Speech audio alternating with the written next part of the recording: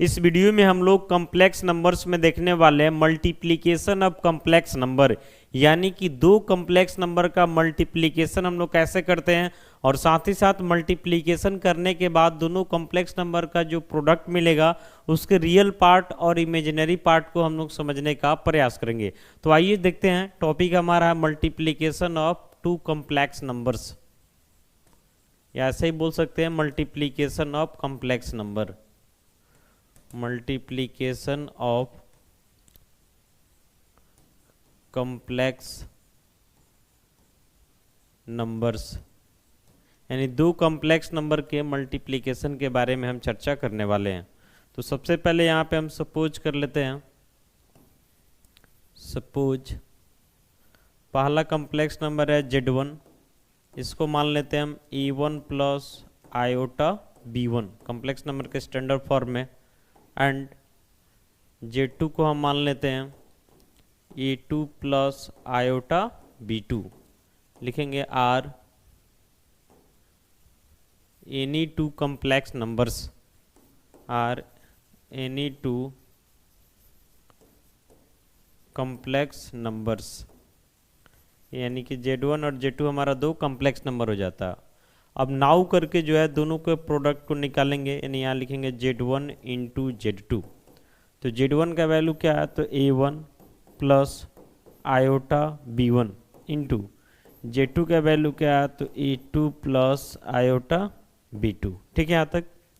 अब यहाँ से हम लिखते हैं Z1 into Z2 equal to, एकदम ध्यान से देखिएगा, यहाँ से हम A1 को ले लेते हैं इंटू टोटल को लिखते हैं, यानी A2 प्लस आयोटा B2। फिर यहाँ प्लस आयोटा B1 है तो प्लस आयोटा B1 लिखते हैं, और इस टोटल को लिखेंगे हम A2 प्लस आयोटा B2। यहाँ तक कोई दिक्कत नहीं है। आगे बढ़ते हैं तो लिखेंगे Z1 इंटू Z2, A1 से A2 में मल्टीप्लाई होगा तो हो जाएगा A1 A2 प्लस, फिर यहाँ से यहाँ मल्टीप्लाई हो जाएगा तो A1 B2 आयोटा हो जाएगा।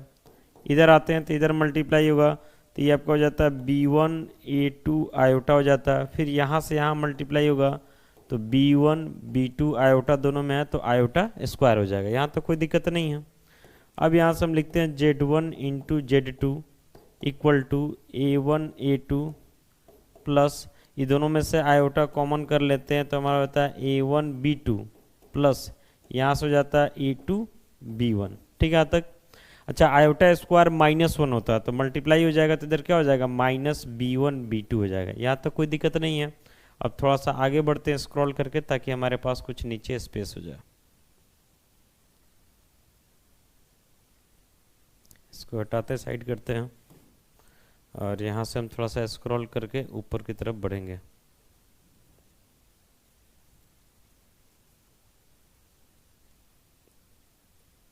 ठीक है यहाँ तक। अब लिखते हैं यहाँ से हम Z1 into Z2, A1 A2 minus B1 B2 complete real दिख रहा है, इसको एक साथ कर लेते हैं तो A1 A2 हो जाएगा माइनस B1 B2 हो जाएगा, plus iota into A1 B2 plus, यहाँ प्लस था, A1 B2 plus A2 B1। समझ रहे ना। तो ये भी जो है आपका एक कॉम्प्लेक्स नंबर के स्टैंडर्ड फॉर्म में आ चुका है। ध्यान से देखिए, आपको पहले ही बताया गया कि कॉम्प्लेक्स नंबर जब हम लोग लिखते हैं Z equal to A plus iota B, तो यहाँ पे A और B कैसा नंबर होता है, तो रियल नंबर होता है। तो शुरू में जो हम कॉम्प्लेक्स नंबर माने थे Z1 equal to A1 plus iota B1, वहाँ पे A1 B1 रियल नंबर है। फिर अगला जो कॉम्प्लेक्स नंबर माने थे A2 प्लस आयोटा B2, उसमें A2 और B2 रियल नंबर है। तो जाहिर सी बात है A1 A2 B1 B2 सब रियल नंबर रहते हैं। सबको प्रोडक्ट कीजिए, घटाइए, जो भी कीजिए, ये प्रोडक्ट, ये जो रिजल्ट आएगा ये भी हमारा एक रियल नंबर आएगा। और यहाँ पे भी जो हमारा रिजल्ट आएगा ये भी एक रियल नंबर आएगा। तो इस पूरे को हम शॉर्ट में A मान लेते हैं और इस पूरे को शॉर्ट में B मान लेते हैं। तो हमारा सिंपल सा A प्लस आयोटा B के फॉर्म में दिख रहा है। इसका मतलब है कि ये भी हमारे लिए क्या है, एक कॉम्प्लेक्स नंबर है। तो नोट के तौर पर हम बोल सकते हैं the product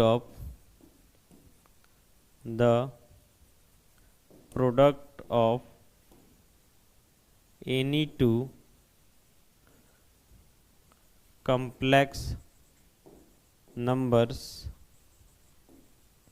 is also a complex number, is also a complex number. यानी यहाँ पे आपसे बोला जा रहा है कि दो कम्प्लेक्स नंबर का प्रोडक्ट भी हमेशा क्या होता है, कम्प्लेक्स नंबर होता है।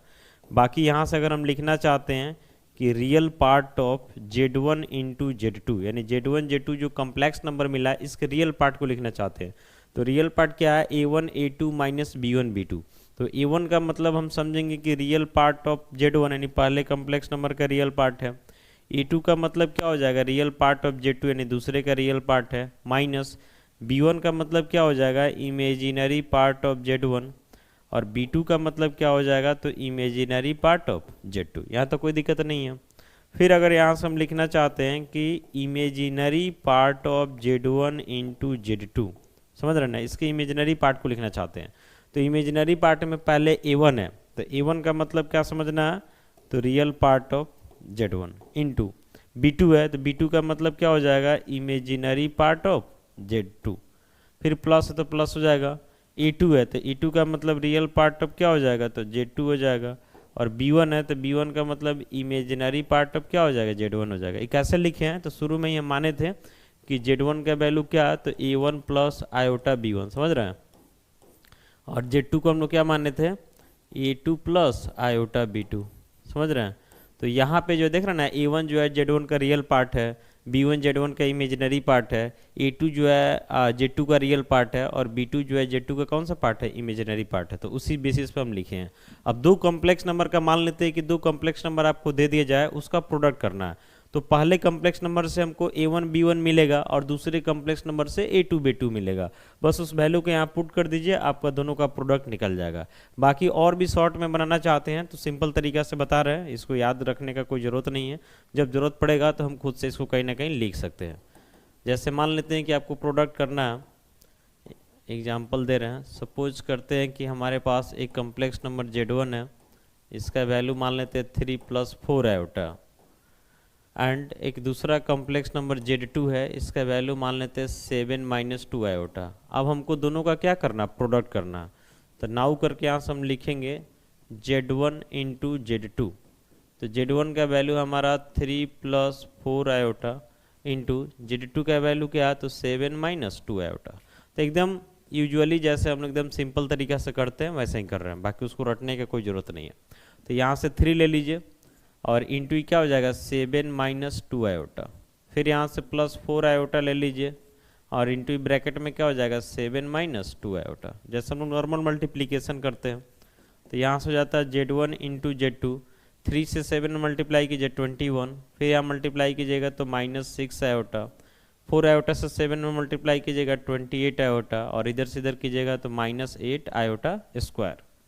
तो यहाँ से हो जाता है आपका Z1 into Z2 equal to ये आपका जो है 21, ये +28 आयोटा और -6 आयोटा, तो 28 से 6 घटेगा तो ये +22 आयोटा हो जाएगा।